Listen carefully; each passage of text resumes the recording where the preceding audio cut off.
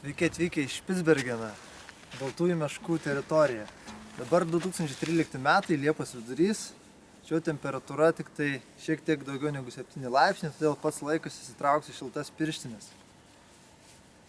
Tai yra tikras pasaulio kraštas, kurį žmogus prisijaukino tik tai prieš 100 metų, pradėjęs čia atsikelti dėl didžiulių anglies plotų. O keliautojai dabar atkeliauja čia tyrinėti šios stebuklingos žemės, gyvūnijos, gamtos ir taip pat pasinerti į labai įdomią Špicbergeno žmonių kultūrą.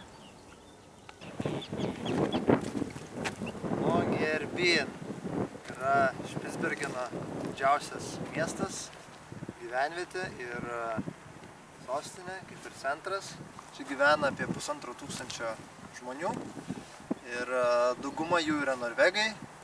Čia vaikštant gatvėmis šio miestelio galima pastebėti daug azijietiškai atrodančių žmonių ir dauguma jų yra tailandiečiai, kurie čia atvyko dirbti ir dabar liko, gimsta vaikai, daugėja jų šeimų.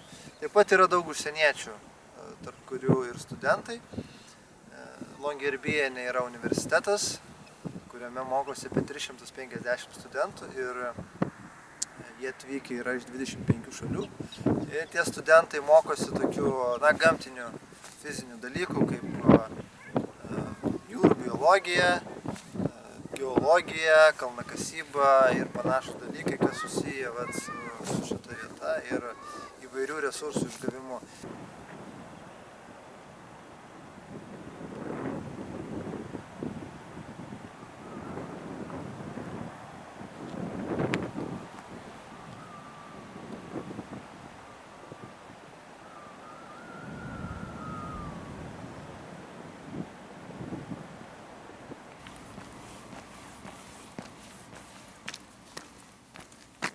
Liepos 16 diena ir 2 valandos 8 minutės. Tačiau aplinkui praktiškai šviesu kaip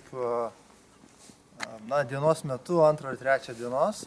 Tai yra poliarinė diena šiaurės ašigalyje ir teritorijose aplink jį, kuri trunka net 6 mėnesius kiekvienais metais nuo kovo iki rugsėjo mėnesio.